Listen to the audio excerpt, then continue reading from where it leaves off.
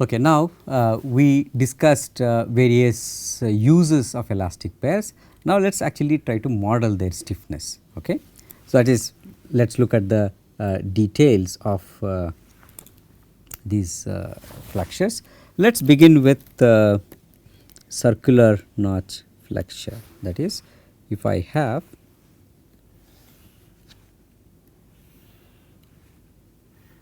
these circular notches like this, there is again a relatively rigid part there, related part here, and we are saying that this is fixed. Okay, and this can be a very big one that is going to rotate. Okay. When we do that, what we want to know is, if I were to model this, that is this entire portion is what we call circular notch hinge with an equivalent. So, if I were to draw again like I had drawn earlier, we have this rigid body here and there is a frame. Now, I would like to model by putting a hinge there, because that is the effect of rotation and a torsion spring. I want to know what this kappa is. This is the torsion spring. It is a model constant. Okay. This has been done by various people over the last I guess more than half of the century, starting from 1960s to now. Even now papers are published on how to get this kappa as accurately as possible. Of course, we have finite element analysis to analyze this, but that may not be suitable when you try to design, because you have many elastic pairs in a complicated precision compliant mechanism, and if you know a simple formula for this kappa, torsion spring constant, then one can use it to design these mechanisms. Okay. So, there are three methods, actually one can say many more methods. The three methods. The first one is to use the beam equation. Okay. You can think of this one. So, what I have hatched here, this whole thing is like a beam of variable cross section. Normally we take a beam to be uniform cross section, but you have variable cross section beam and it is deforming. When I say that this is getting some rotation, it is because this beam, so called beam, it may not satisfy all of beam theory's assumptions, but it can still be modeled as a beam. These are all approximate, as, or I would even call empirical,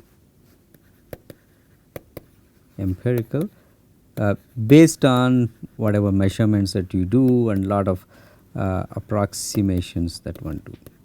These are approximate formulas using beam equation, and you basically integrate this beam equation with variable cross section. So, here if we recall the beam equation, this will be Young's modulus E, second moment of area I, and if I say W, the transverse displacement of this beam, double prime, that is d square W by dx square, and then double prime, and you can put the Q, that is the transverse load or moment. If you were to take integration twice, you can also write it in terms of the bending moment. This is a transverse load. Okay, now this I is the one that is variable, it is a function of x.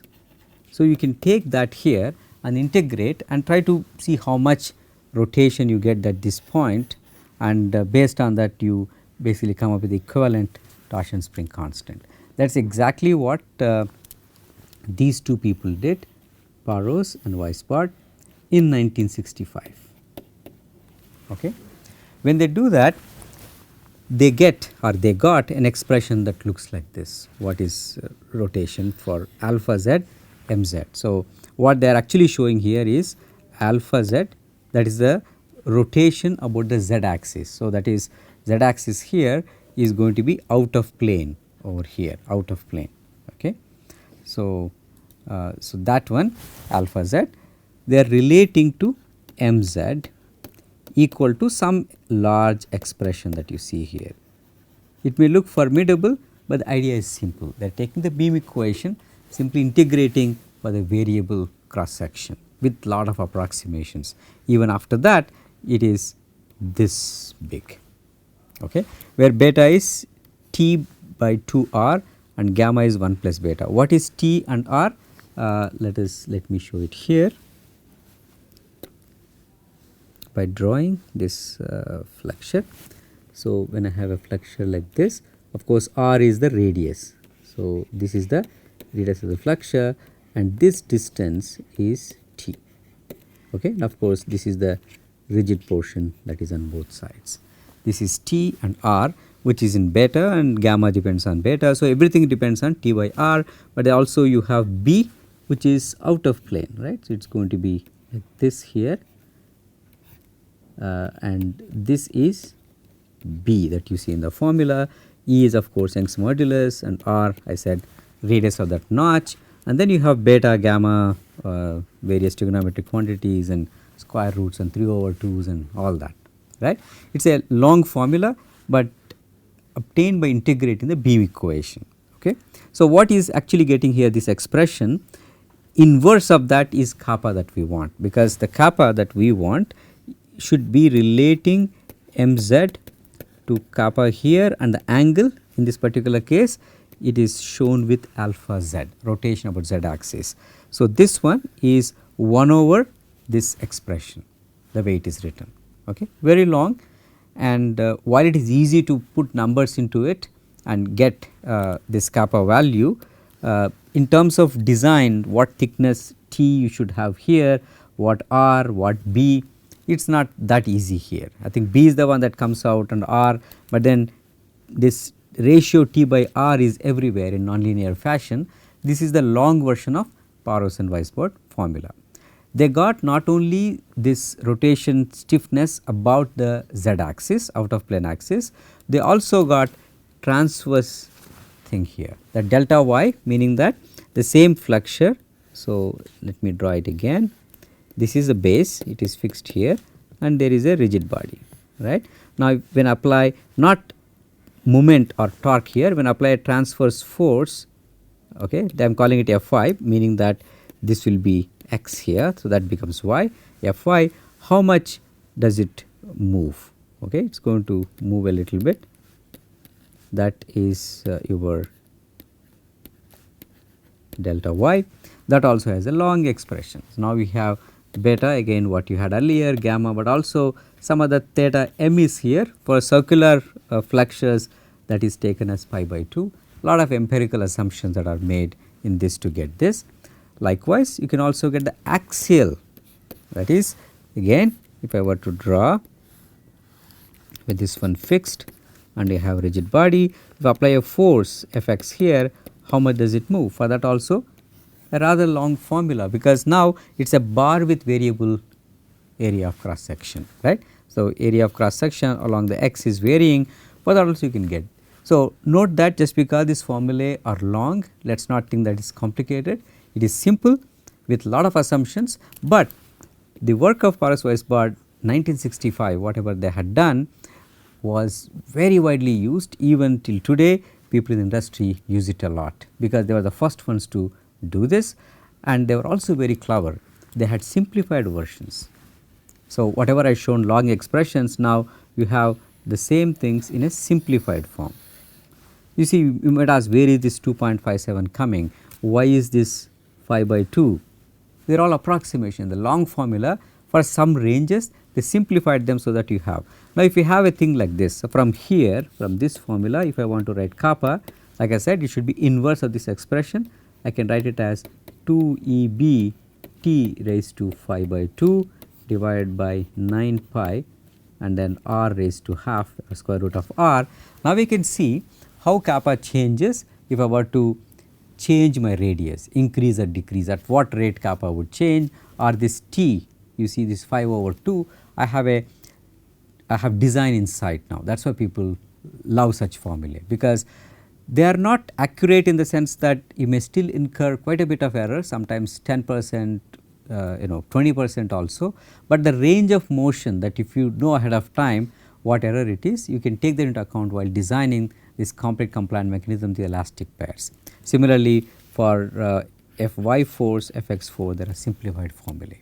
Okay. So, these are very widely used, but then people are not happy that Paris-Weisbart formulae still hold, but people want to improve. There are a lot of people. So, this top formula here by a person named Lebontio, he used a different method. Paris-Weisbart used basically variable cross section beams and integrated them with lot of approximations, right. Lebontio used energy method, a so called Castigliano's theorems. That is, you would write strain energy, take partial derivative of strain energy with respect to, let us say if you want to get this angle alpha z, you have to take partial derivative with respect to mz corresponding actuation. If it is angle, there is a moment. So, you take strain energy, partial derivative of the strain energy with respect to this mz will give you alpha z corresponding rotation, and that is what he has done. He has taken a lot of trouble to derive these expressions lately. This is more recent, not 1965 Paris-Weisbart. So, now he has at his disposal Mathematica, Maple, all the symbolic manipulation things to do, and that is what he does. And he took advantage of these modern tools or symbolic algebra software, so that now it not only for circular flexures, he also has taken elliptical, okay, or it can be corner filleted, something like this, okay, and that can be inside. Now, I am talking about when I say I am only drawing one curve, right. There is other curve, and you can have this, or you can also have things like this, and you can have parabolic, hyperbolic. He has taken every possible curve and has written an entire book on these approximate formulae by doing lot of manipulations. So, he is basically using energy method to derive this. This one by other set of people, Wu and Zhao, they used a different technique called conformal mapping technique. So, you have uniform beam, we know how to do that very easily. Now, when you have a cross section that is varying, you map these two conformally, and you can use appropriate mathematical tools to derive expressions. Okay. So, he also has this alpha z by mz or 1 over kappa. So, now we have Paris and Weisbart, Lebontio's formulae, as well as Wu and Zhao, and there are few others. So, there are a lot of approximate formulas, and when there are so many, somebody would write a review paper, and that is what has been done. There is a review paper comparing not for all these elliptical, hyperbolic, all that Lebontio did in an entire book, just looking at circular flexure hinge, what we talked about, such as this. Okay. How do these things compare? It is a very nice review, and they have taken a lot of effort to compare all of these things with finite element analysis results as well. FEA is finite element analysis results. So, they are showing here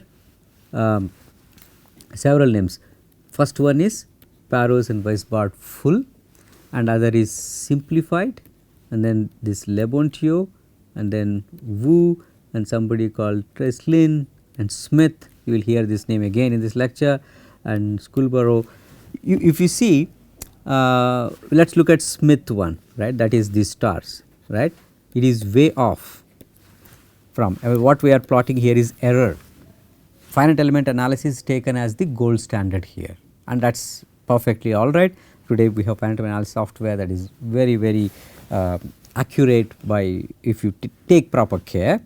Okay, the theory has developed very well, and implementation also has reached a stage where you can trust it. So, if you compare with finite element analysis, how do some of them have 50% error, you see this is going to 45% error, right, and some of them are accurate. Let us see which of them is very accurate, that the one with the pluses, somebody called Schoolborough, right, that is seems to be closest to the 0 error. And if you look at Paris and Weisbart, the circle and the square, circle is going like this, full one, and square is like this. So, simplified one is more accurate than the full one, right. So, that probably at that time they did not know, but now when you do it you get these, and some things are going topsy turvy also. This Tresselin, the error is going up and down. So, people have made various approximations to do it, but you can see apart from these the first one which has large error, most of them 10% to on the other side, some of these have 20%. So, plus or minus 20% error is what they give, because they give a simple torsion spring constant to you. There is another thing, this small length flexure. So, when you take now like this is fixed, and now focus is on this little thing. So, this is what is the small length flexure, it has small length. For that one we can write using just the simple beam theory, this kappa can be written as E I by L. Okay.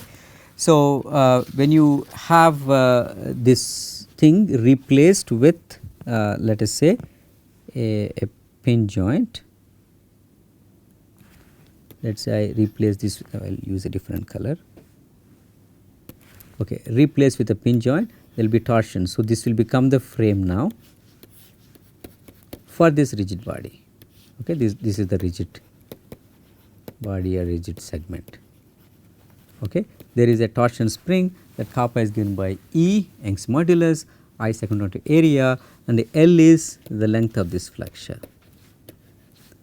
Okay, this has been done by several books in this field, but one other thing that you can do here, you can also get the maximum stress when you are designing. Or likewise Paulus and Weisbard and Levontio and all others have given not only formulae for torsion springs, but also for maximum stress there, which is very useful. Otherwise you have to do finite element analysis, you have rigid segments and narrow regions. So, when you take meshing, you have to have very small elements or take a lot of effort to use different mesh density in different portions of the mechanism.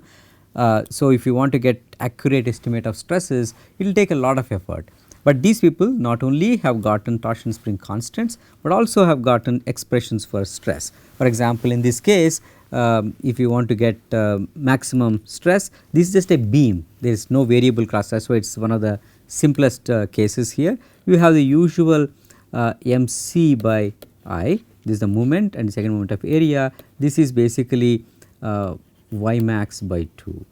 Y max in this case is basically this, if I have a small length flexure, this is T and this Y max is going to be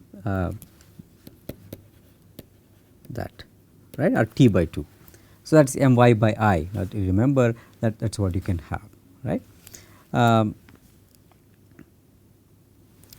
Here is one other interesting comparison paper. This actually uses dimensionless design graphs. So, this is dimensionless, which is nice because you can make them big and small and whatever material. What they are showing on the x axis. Okay, so, on the x axis here they are showing sigma divided by they are giving a sign, psi, meaning rotation about z axis, divided by that angle psi and then E, Young's modulus. So, stress divided by that angle and Young's modulus. On the y axis they are giving rotational stiffness, where what they are calling a kappa psi psi divided by Young's modulus, that T that we have in that corner flexures, and then h square, that must be r square, okay, radius square, something in that. I think they are showing, what they are comparing is this cross flexure that we had seen, which has strips like this. So, basically small length flexures arranged like this, where this is attached to one rigid body, whereas this is attached to a frame, this one, and then this small length flexure where you have a rigid body and a joint like this. Okay. And here is a circular notch, just like that between two bodies. a circular notch, and it is comparing them non-dimensional way. So, if you say that you have a certain material that you have chosen, then you know this sigma max at your low and E. If you want to know certain angle of rotation, you go there 0.25 or whatever, then you can see which one of them will be the stiffest, right. There are 3 curves here. So, for each one of them, this dotted one is for the cross hinge, that is this one, and then dashed one is for the circular hinge, and solid line is for the what they call beam hinge or small length flexure. You can do this. Sometimes these design charts are very useful for this type of work. Rather than the long formulae, we have these design charts. And there is another comparison. This one is by Trees and Kota, relatively recent paper in 2000 and so. So, here they are comparing various kinds of these elastic pairs. Okay. Some of these small length flexures here, you can see the images, and this is parallel motion and folded and symmetric, whatever I have shown earlier, and a few new things as well that are there, including this 3-dimensional one. And there is something called a Bendix pair, that is a very interesting one that I will show.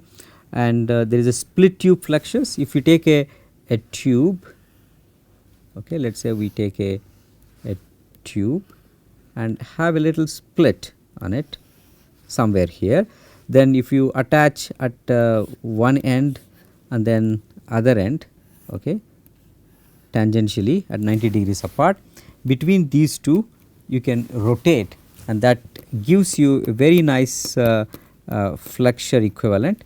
It is called split tube flexure. There are a number of other configurations actually. Here what they are doing is they are comparing the range of motion. The first one is the range of motion, and other is axis drift, stress concentration, off axis stiffness, and compactness. Sometimes things are very big, right.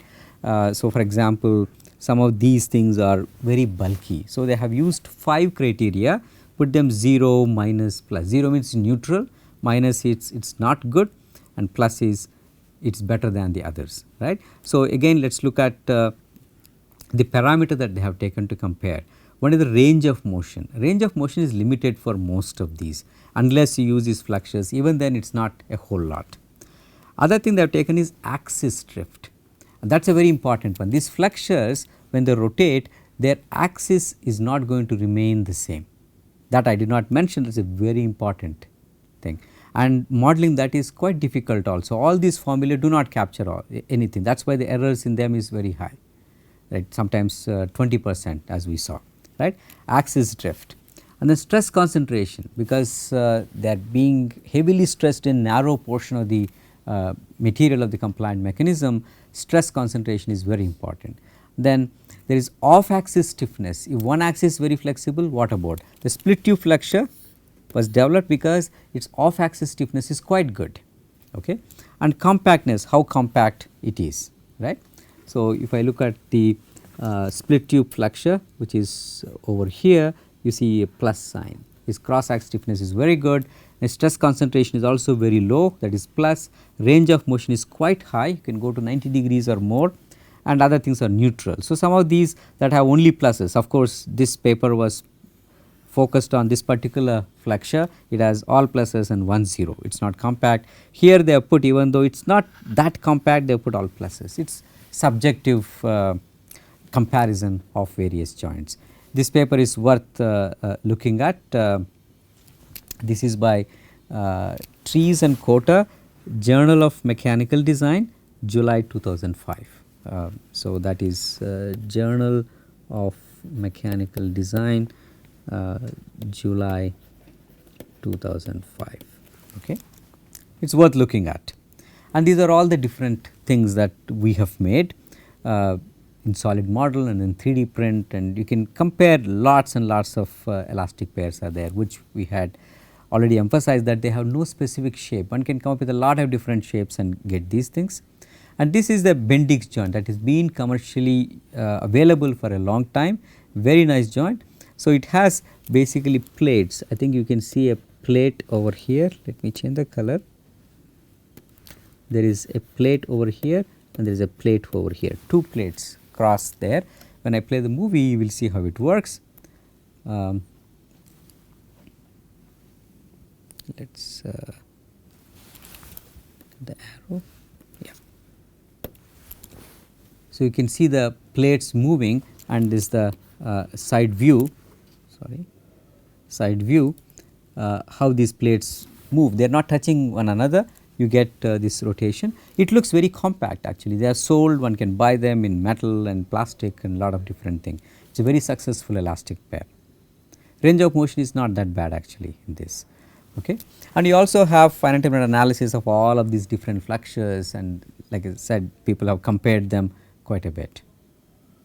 And here is one interesting one where we are moving away from simple flexures. Now we can have these beams. Okay, they are still small compared to the rest of the structure. This actually was used by a company called Agare, which is a spin-off from Bell Labs. They had used this in optical cross connects, as they called. It's for fiber optic communication, to move these optical beams going fiber optic one place to another fiber there, more like a post office for several signals coming through a single fiber. In fact, you can have a bunch of fibers. They had these mirrors that I have a video of this and a real prototype to show you how these elastic flexures, rotational hinges were obtained, a bending of the beams. So, here it is just another view of that, but you can look at the animation here, simulation, finite element simulation.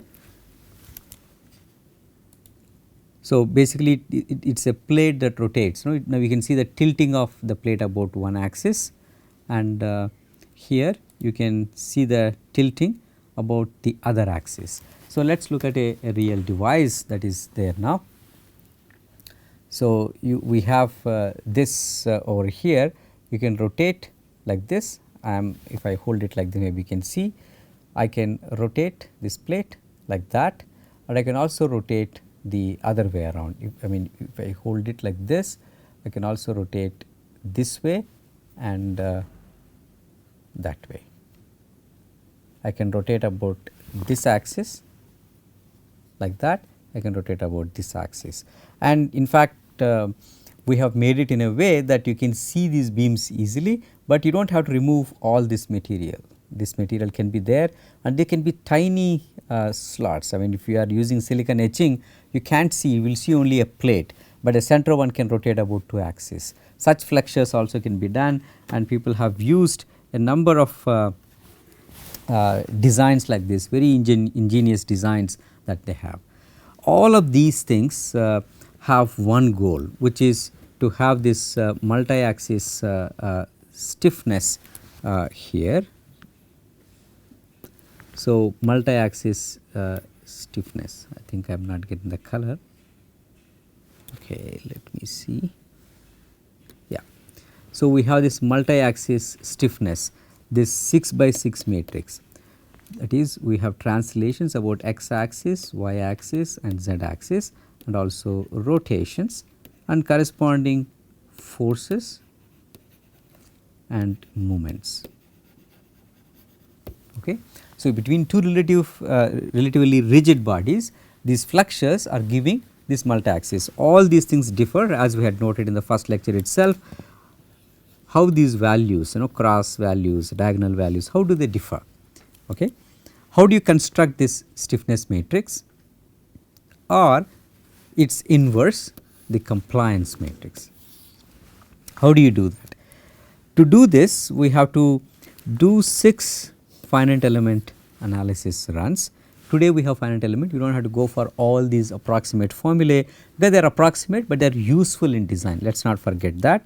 But if you want one that you have chosen, everything is fine, now you want to be very accurate, you can construct these things instantaneously. That is, you take a particular flexure and try to do this. If you want to do that, you have to let us say we take a small length flexure. So, let us say that I have a small beam like this, actually a thin plate. Okay. Let us say that we fix this here, and to this one I attach a rigid body of something, and let us say there is a center of gravity for this, and at that point I apply, let us say, let us choose a coordinate system, let us call this x, y and z. Okay. So, let me just show only the cross section here, it is fixed over there. So, x, y, z. So, now there is a rigid body for this. At the CG of that, let us say apply Fx unit magnitude over there. Okay.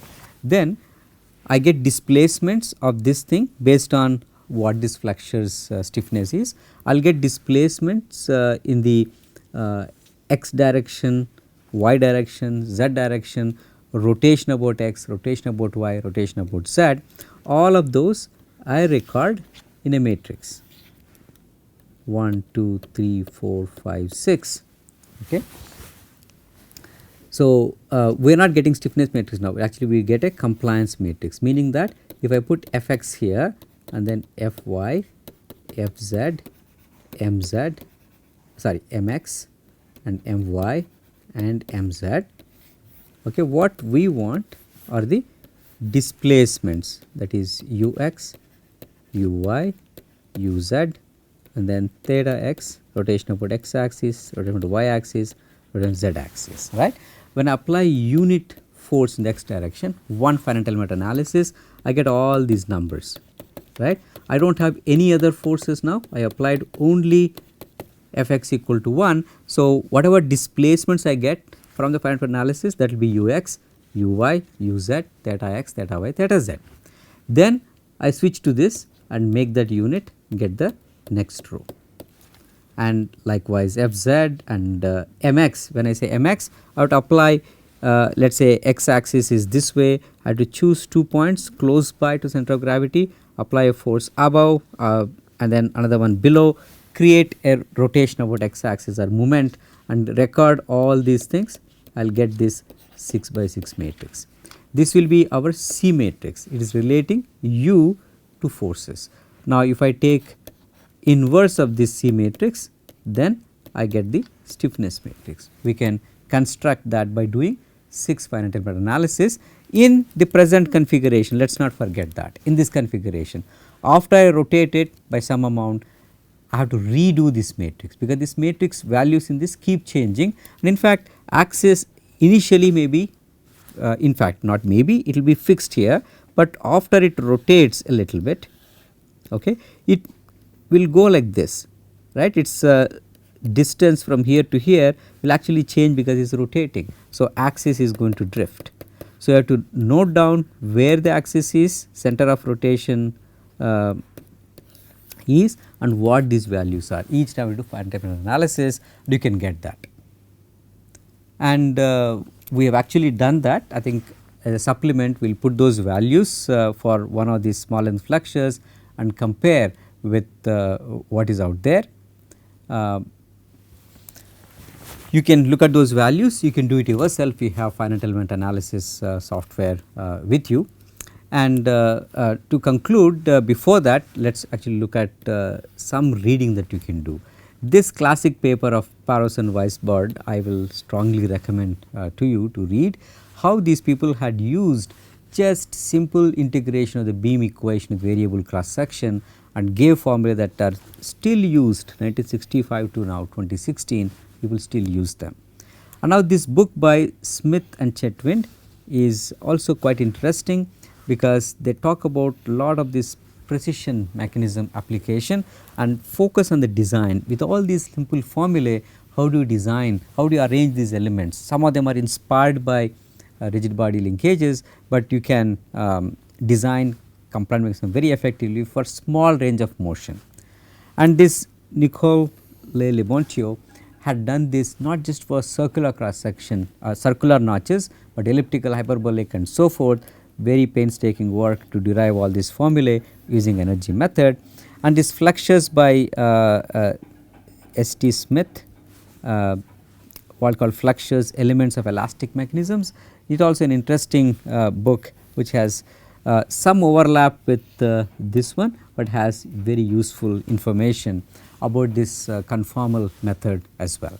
So, what we have discussed in these two lectures is how elastic flexures can be used in applications and how we can get the stiffnesses. If we have finite element analysis at your disposal, you can get them very accurately, including the axis drift and axis shifting, not the center moving, but axis itself may be changing. Okay. All of that you can capture, but you have to do for every configuration.